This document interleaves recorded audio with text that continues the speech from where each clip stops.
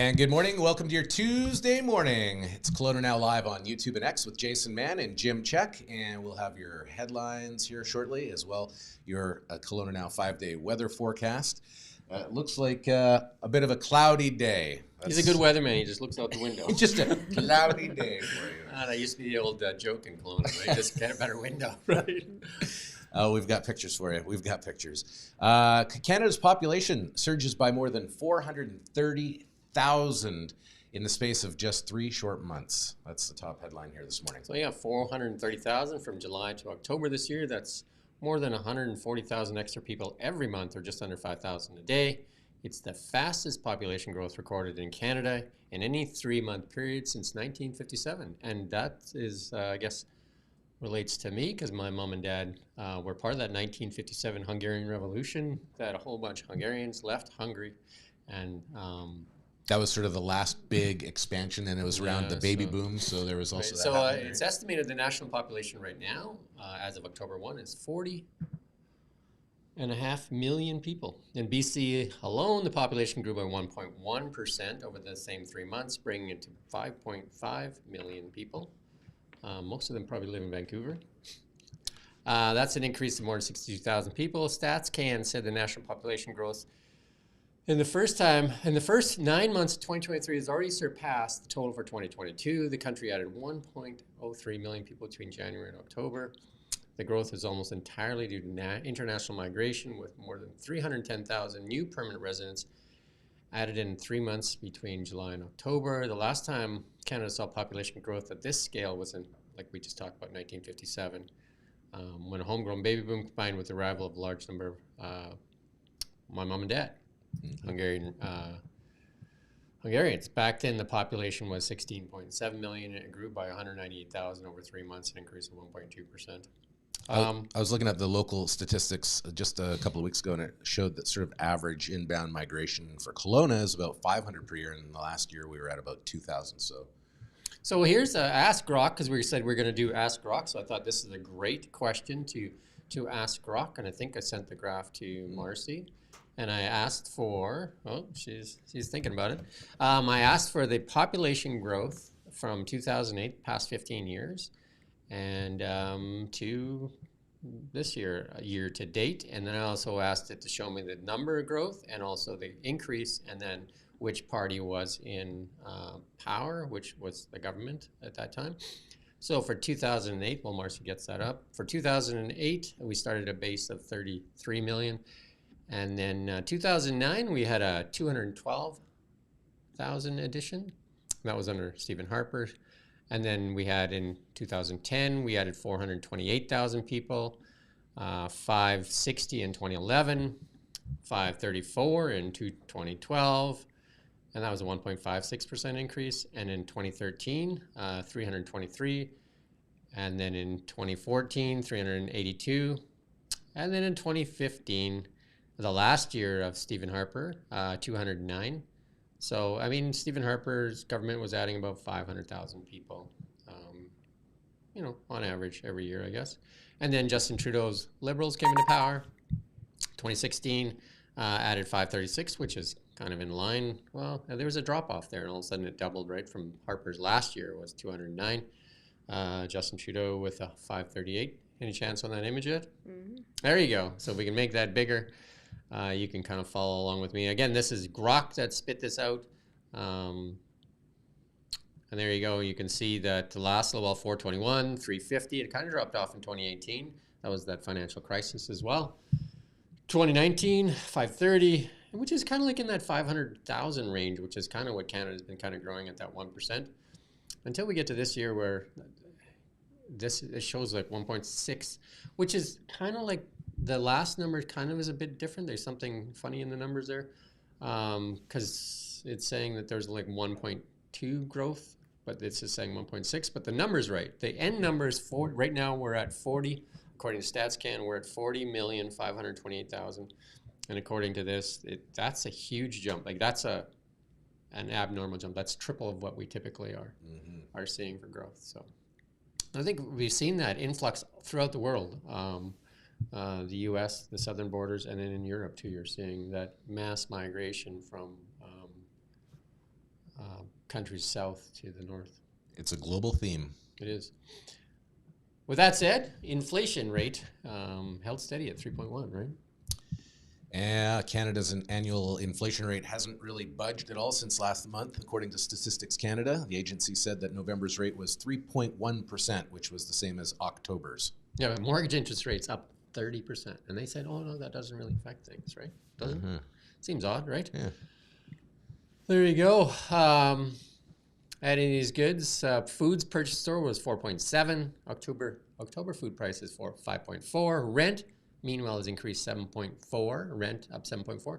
Mortgage interest costs have increased 29.8%. So you know that's going to get passed down. I mean, it's going to end up on the rent, unless the Bank of Canada starts moving that interest rate down, right? The Bank of Canada's key interest rate remains at 5%, a punishingly high level for many mortgagors. Gas prices, however, have committed their downward trend, falling 3.5% in November compared to last year. And we can see that at the pump. I think this morning I seen 153. There is some stuff going on in the Red Sea right now, blocking all shipments now. So I don't know if that will end up being the next crisis, an increase in gas prices. So we're yet to see. The Americans are working with other countries now to kind of some type of coalition to see safe passage for ships. I don't know. They've kind of really given up patrolling the seas globally, and now they're kind of giving it more to regional powers to exercise. But that's beyond me. Plans submitted for the second phase of rental projects on Rutland's Neller Road. There you go, more rental properties. The second phase of the rental project has been revealed. The Okanagan Métis and Aboriginal Housing Society currently owns the building at 150 Neller Road and will operate 2 new buildings across the street. Design plans for the first phase, which will be a 4-story, 38-unit supportive housing building at 235 Neller Road, were submitted in July. This is set to provide housing for a Kelowna Women's Shelter. The latest design are for a 5-story building with 48 rental units and at 175 Neller Road. There would be 29 one-bedrooms, 15 two-bedrooms, and 3 3-bedroom and 1 studio. 1 studio, that's odd, this corner somewhere. The project would have ground level surface parking and 1 level of semi-underground parking. You can read the full story on Kelowna Now. You can take a look at some more of the images there. KelownaNow.com. We would appreciate if you went there and had a read. All right. And there was a highway closure last night on Highway 33 down by the Kettle River Recreation Area and Hanson Road, and that had the highway closed about 7 p.m. last night. So for those that don't know, Highway 33 is that short little bit of highway that goes from Kelowna to Rock Creek and joins up with Highway 3 in Rock Creek. So that's the back way. You go to Big White, it's Highway 33, you turn off at Big White, and that's near the top. And then you get to Beaverdale, and then Westbridge, which is not much left in Westbridge other than some houses. The grocery store burned down. And then you get to Rock Creek. And that's a picture of Rock Creek road conditions roughly right about now. And the accident itself, or the closure, was near Rock Creek. Yeah. All right. Okanagan neighborhood receiving the National Fire Smart recognition. This is for the residents in Shelter Cove along West Side Road. They've been recognized for their efforts in reducing fuel sources as part of the Fire Smart program. I think wildfire mitigation will be the theme going forward for a lot of people, right? So they would have to Shelter Cove. Cleaned out pines and like all that fuel stuff. Fuel. Yeah. And this one is a weird one.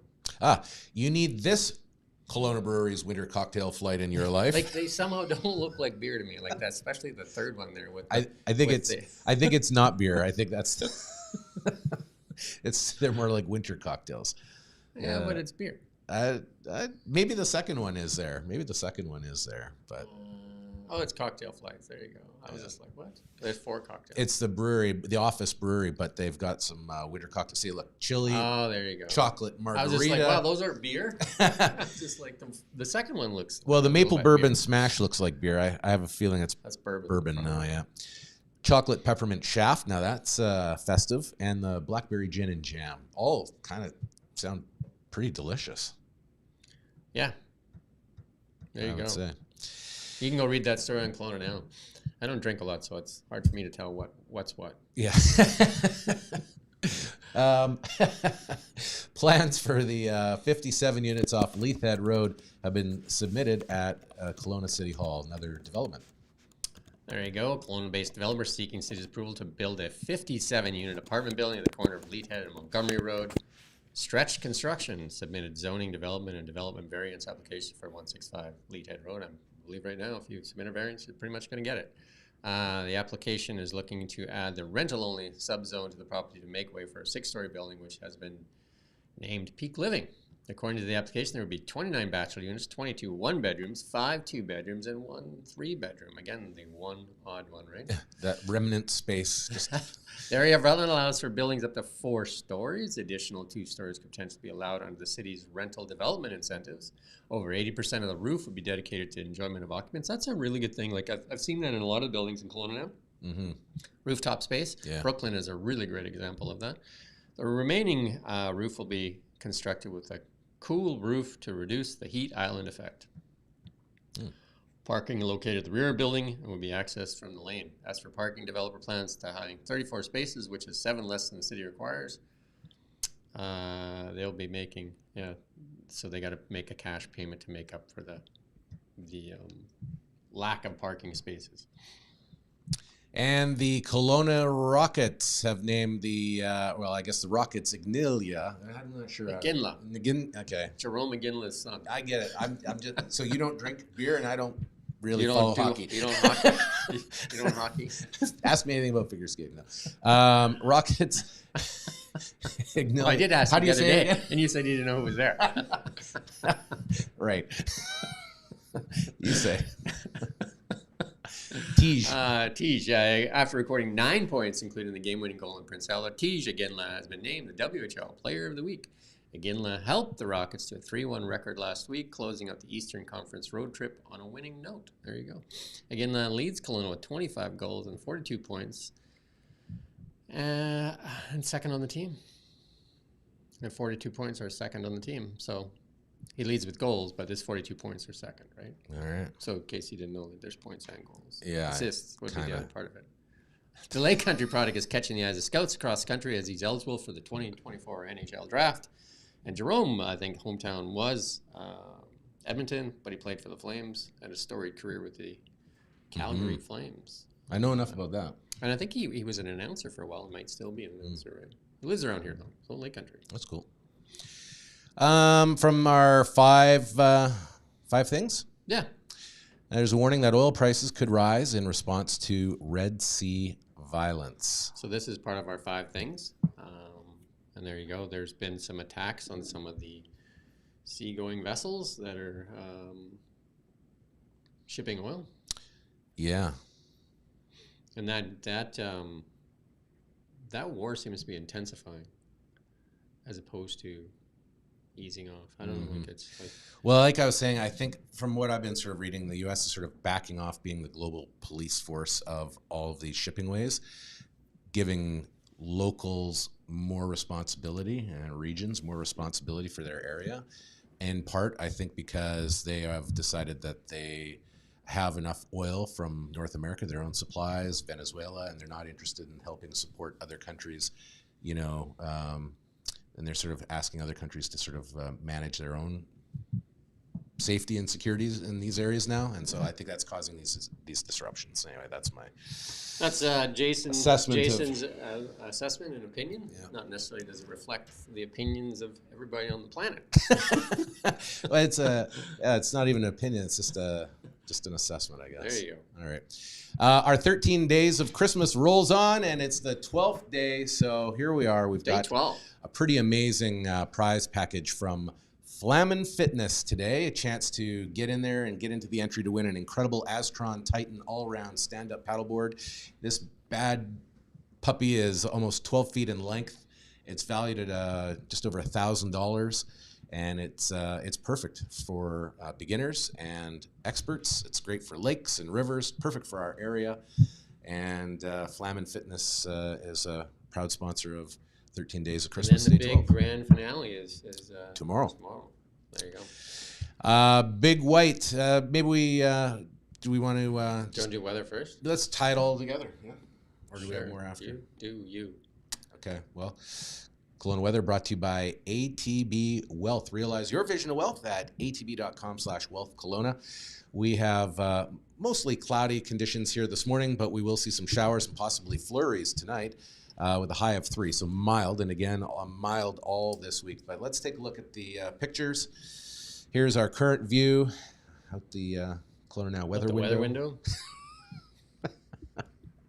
And let's take a look up at the roads. Okay, so this one is the the Coquihalla Summit, rather. Just a little bit sloppy up there, but as we look eastward, that's Kicking Horse. Yeah, and I mean, when you look at the cams all across the eastern route there, Highway 1, there's a lot of spots like this, so be safe if you're going east. So tomorrow, mostly cloudy conditions. We will see a little bit of sun, a high of 4. Mild weather continues, cloudy and 4 on Thursday. Some flurries maybe and some rain showers on Friday. And then Saturday, if you're planning on skiing, you might have a bluebird day. Plans to be sunny all day long, clouding up a little bit by nighttime. Somebody told me a golf course is still open in Kelowna. Somebody said Shadow Ridge is still open. Oh, well, that's interesting. And I said, wow, it's too cold. And he said, don't be such a... Oh my God. Big White is obviously getting some of the snow. Right now they have unlimited visibility, however, and 6 centimeters of fresh snow. Fresh dollop. A fresh dollop of snow. That's over the last 24 hours. Visibility unlimited. Sounds like a great day up the hill. Yeah. Been 15 centimeters of snowfall over the last 7 days, bringing the snow base to 85 centimeters.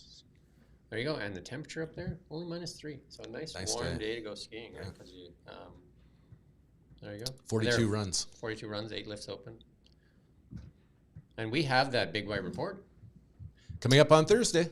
We have that with the video one, but we also do the Big White report every day. Yeah. So you can go to Kelowna Now and you can find it on Kelowna Now. So if you're wanting to head up to the mountain, Grab your it's a good skis. place to take a look first. You're bored.